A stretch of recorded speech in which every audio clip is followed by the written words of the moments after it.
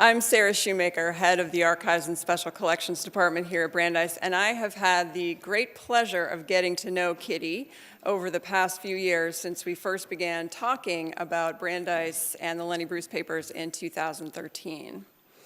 As you heard this morning, the idea that Brandeis might be the right home for the collection was born from conversations between Professor Steve Whitfield, co-organizer of this conference, and Steve Krief, a Lenny Bruce scholar who had come to know Kitty in the course of his dissertation work on Lenny Bruce.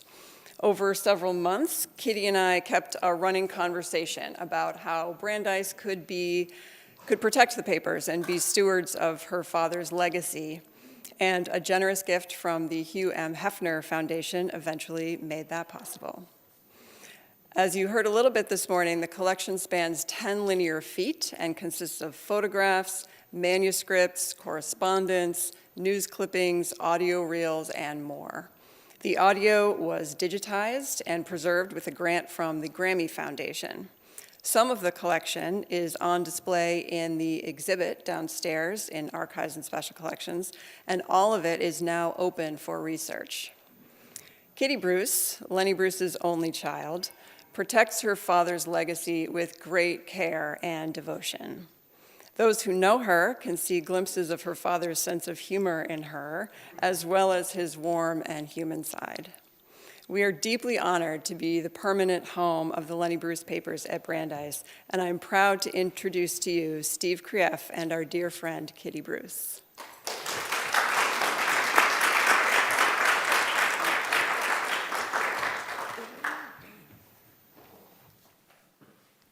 Hi. Can everybody hear? Okay. First, I want to thank you so much for coming. I'm going to read you something, and then after that, I have to tell you something, okay? We need more Lenny Bruces. It's a privilege for me to spend this time with you today. The enormity of the archive and the key I believe it holds is to be fearless. My father caused some people, to become very uncomfortable because he poked around their core belief systems. There's a certain comfort in these belief systems. My father said, "Let me tell you the truth. The truth is what is, and what should be is a fantasy. A terrible, terrible lie that somebody gave the people long, long ago." Some people began to critically think and not accept what ideas came from this well-oiled machine of lies. That machine has been broken for a very, very long time. In the end, the truth will always prevail. You,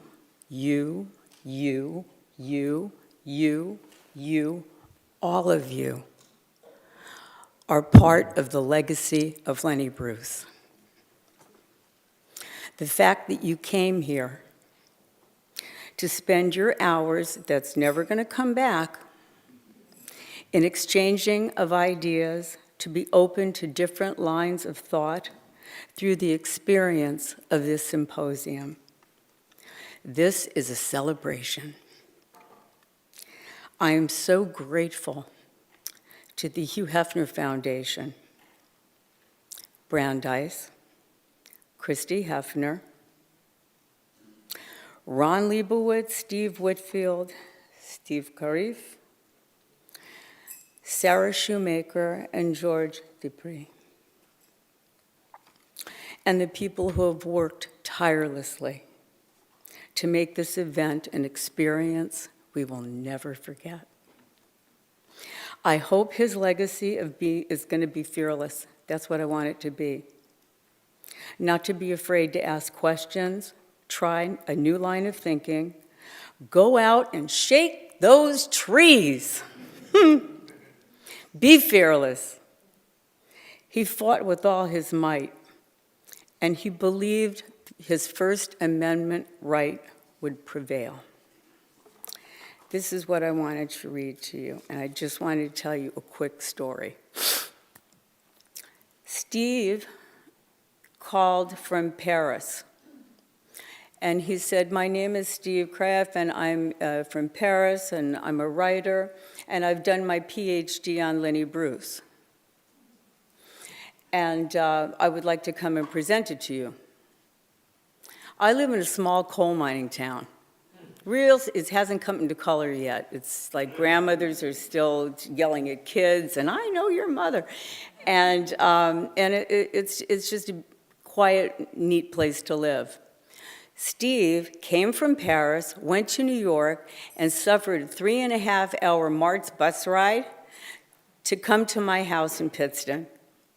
And he walks in, and he's got, there's no word to lie, he's got 2 PhDs. They were this thick. I weighed them. They weighed 5 pounds apiece. So Steve and I are talking, and he says to me, and so I started showing him pictures in the archives from all upstairs and next to my room. And he said, what are you going to do with these? I said, I don't know. I said, I need to do something to preserve them. And in the meantime, I flew out and I saw Hef, and Hef was putting all his pictures to be preserved, and he introduced me to a gentleman, and the gentleman said, well, if it'll cost you, I don't know, about $200,000 just, I said, I said, no, I don't have that kind of bread, I'm sorry.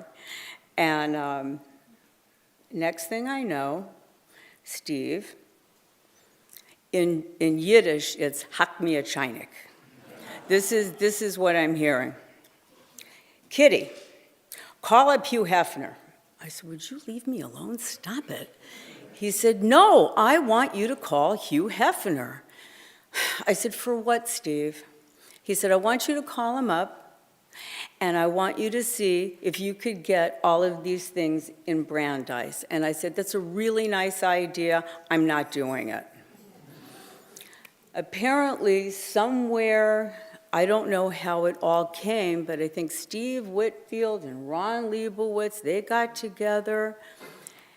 And then out of nowhere, Sarah Shoemaker calls. And she introduces herself. And then she told me about the acquisition and that there was a possibility of being able to put my father's tapes and pictures and all, just everything, because the ink was coming off the paper. Some of the pictures you couldn't even see anymore, and it was a mitzvah. It was a blessing. And so then started the letting go. Kitty, we're going to come up and we're going to start cataloging. Whew. I said, you know what? It's summertime. All that stuff is up in the attic. How about we wait a couple months? Okay. Kitty, we're going to come up. You know what? This went on for 1.5 years.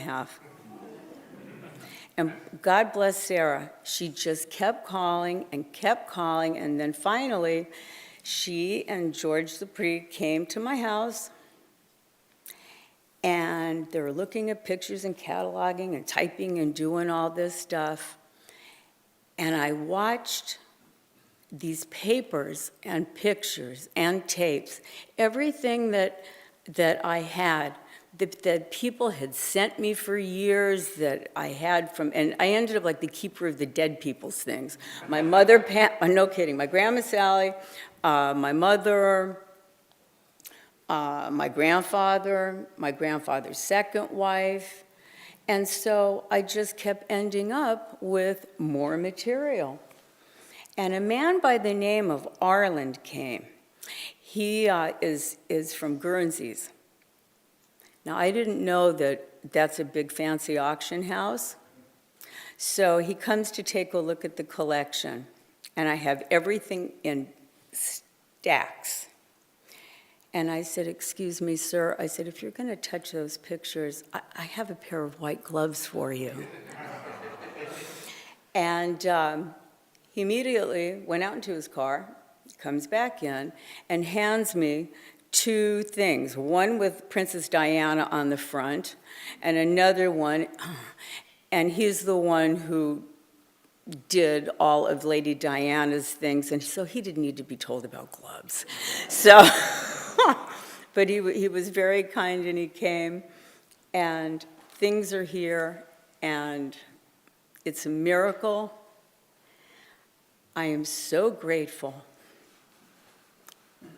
that it's here and it's safe. So I just wanted to say thanks.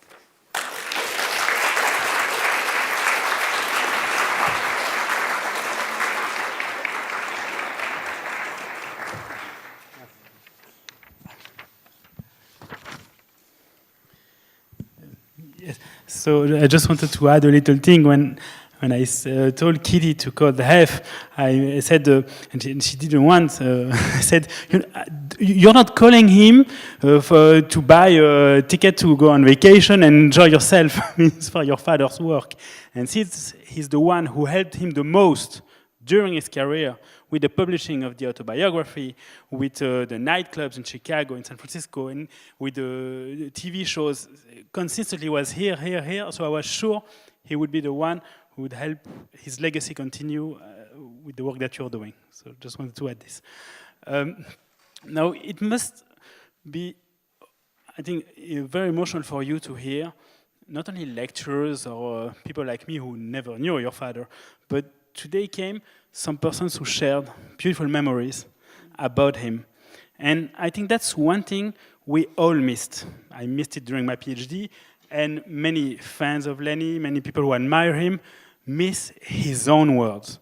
And a great thing is the new edition of his autobiography, which I really recommend. I mean, for those who want to know about Lenny, about his trials, about his beats, about the way he's thinking, you must start with his autobiography. I mean, it's so much is in there. So we are lucky to have you, and to have you share also, as was said before, I'm not a comedian, I'm Lenny Bruce. So for you, who was Lenny Bruce?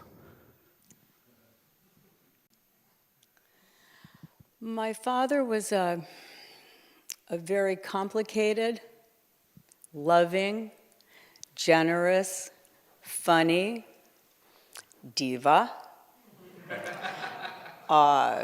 very sensitive, sometimes a little bit oversensitive.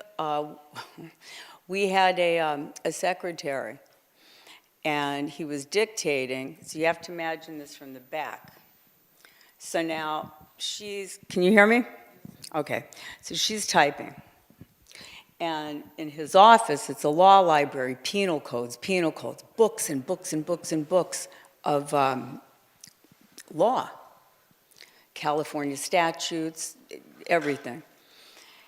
So, and he says, Lois, would you please do me a favor and go and look up Penal Code 27.9? And she did one of these. All he saw was bad breathing, just, and she got fired. In our house, I didn't get in trouble for grades or anything like that. Here's the no-nos: eye rolling, tone of voice, bad breathing. That he was just highly, highly sensitive, and he was a good man, and he was a good father, and he really did the very best that he could. You know. Is there anything anybody wants to ask me right quick? I also wanted to ask about his muse, because I think not enough persons talked about his muse, which was your mother, and the important part that she played.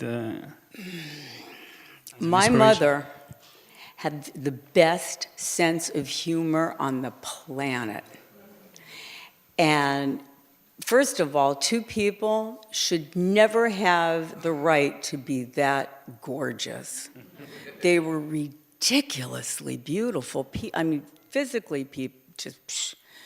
And they would bounce off each other. The relationship was hot. It was a chemical attraction. It was a mental attraction. It was a physical attraction. And they loved, and they loved hard. Drugs entered the picture. Divorce entered the picture. I was sent to my Aunt Virginia, and his real name was Leonard, and my Uncle Leonard. And both my mom and my Aunt Virginia both married men by the name of Leonard. So my Uncle Leonard put his name as Uncle Jim. So I moved in with Johnny, Jimmy, Debbie, Shannon, Jeffrey, Patrick, and Jennifer, who are sitting right up here, who are my cousins. And my dad sent me a letter one time, and he said, I want you to stay with your brothers and sisters. And he named them. For the ones that hadn't been born yet, you weren't on the paper. But, he said, man is taught to love. You are to love your brothers and sisters.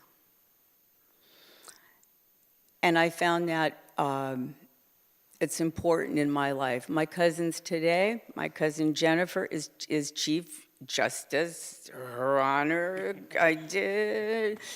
Jennifer Hessen. I said, I would get arrested if I was a guy to come in court with that, just to be in front of her. She's gorgeous. And I'm happy to see my friend Sat Simran here, who's a great, great friend of my dad's. And people that came from everywhere, you are part of this legacy. So I just want to thank you. As far as Amuse goes, my father's favorite comedian was Sid Caesar and Jonathan Winters. And also, one last person who was quite important was his mother, Sally Marr. Very true. My grandma Sally was born of a, she was a visionary. She was brash, she was tough, but she got to the point, and she got to the point quick.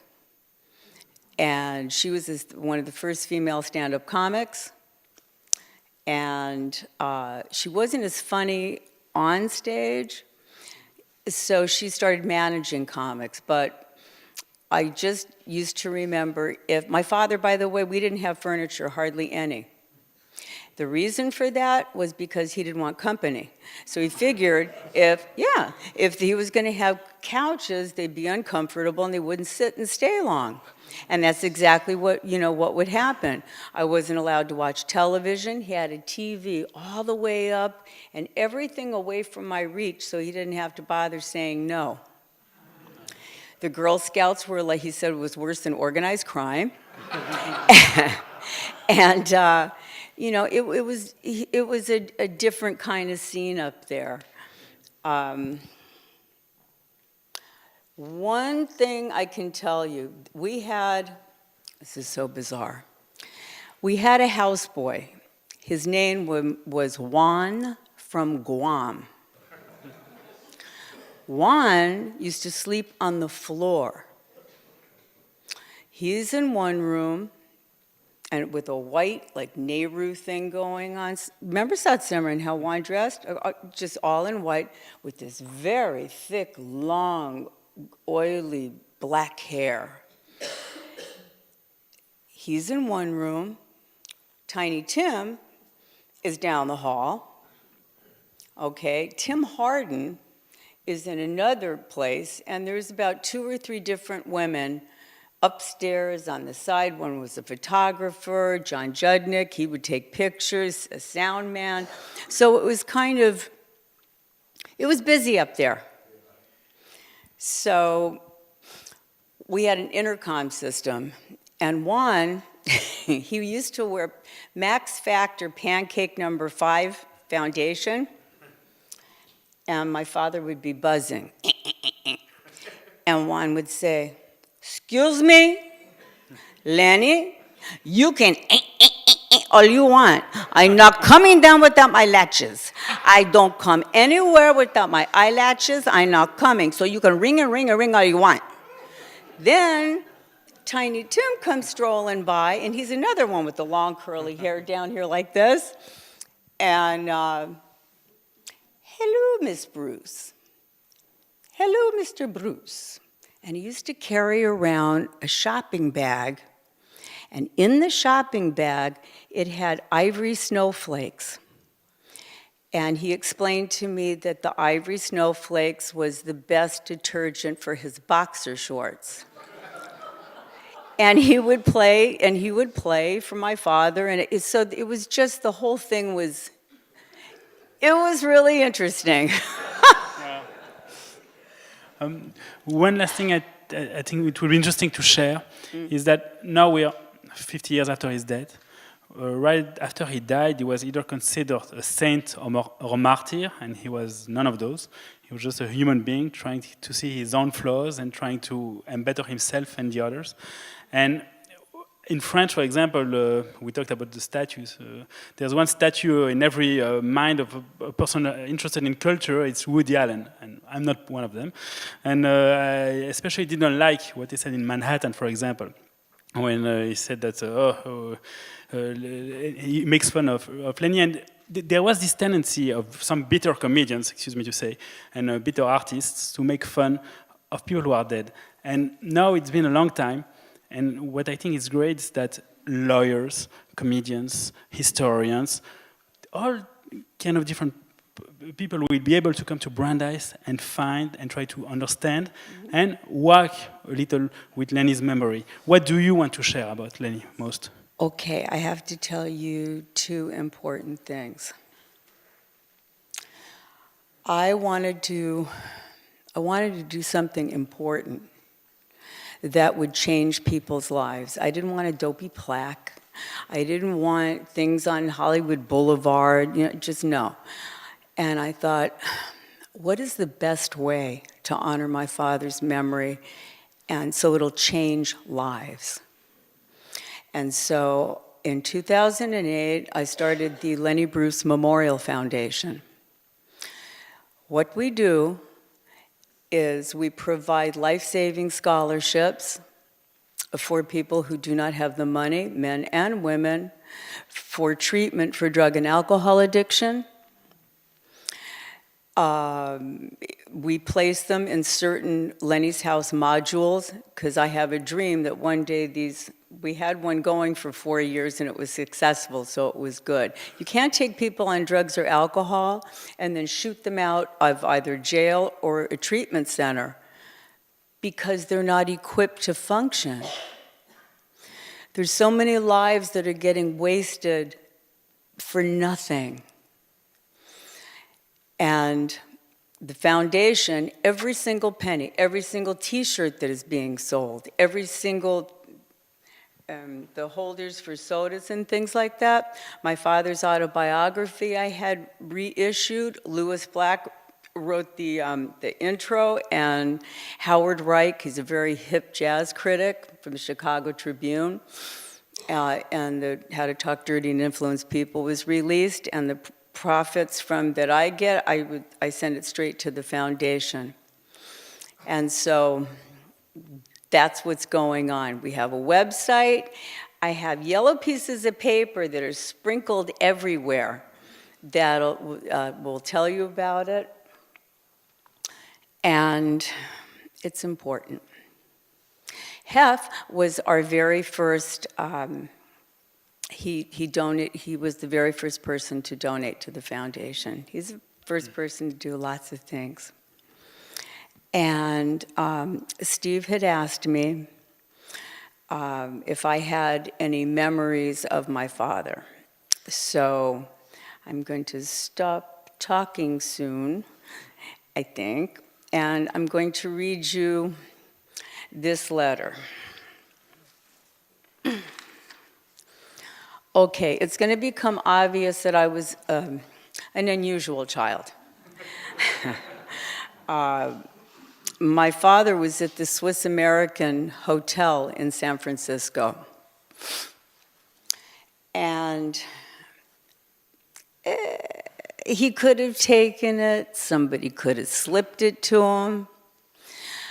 But he decided to say Super Jew and jump out the window. And when he landed, he busted both his ankles, and he was in the hospital, and it was serious. It was bad. And in the newspapers, Sarah, there's even you could see the article to where they put the masking tape over his mouth. So I came across this. This is a letter that I was 9 at the time, and this was March the 31st of 1965. And my poor dad had 2 broken ankles, and this is what I had to say to him. Dear Daddy, I miss you very much. Since I heard you were sick, I got bugged. When a person knows their father is working and has to make a living, that's okay. But when you know your father is where you are and you can't see him because the hospital doesn't allow children, then it's very depressing. In the San Francisco Chronicle, I read your article about that 25-foot fall of yours. I read it over and over, and every time it made me sadder and sadder. Grandma says you remind her of Humpty Dumpty. This is really good. In school, I am the chairman of the nervous system. According to my calculations, I found you started cursing at the policeman for a reason as a reflect action. You did so because you thought you were getting arrested. That I can understand. You see now, your bone will knit together so fine, in a few months, your ankle will be healed. I guess Grandma was getting better. She's also getting ready for some action. Jesus. When you get a little bit better, if you think you're going up to the hill, that was our house, if you think you're going up to the hill, you're wrong. I won't let you. You don't get the proper meals a man should get, and not enough attention. So you're staying with Grandma and I. Grandma knows a lot about health foods, and so with the proper diet, you'll be well again. We'll bring the tape recorder if you want, okay? I'll see you soon. Love, Kitty Bruce. Love you and get well soon.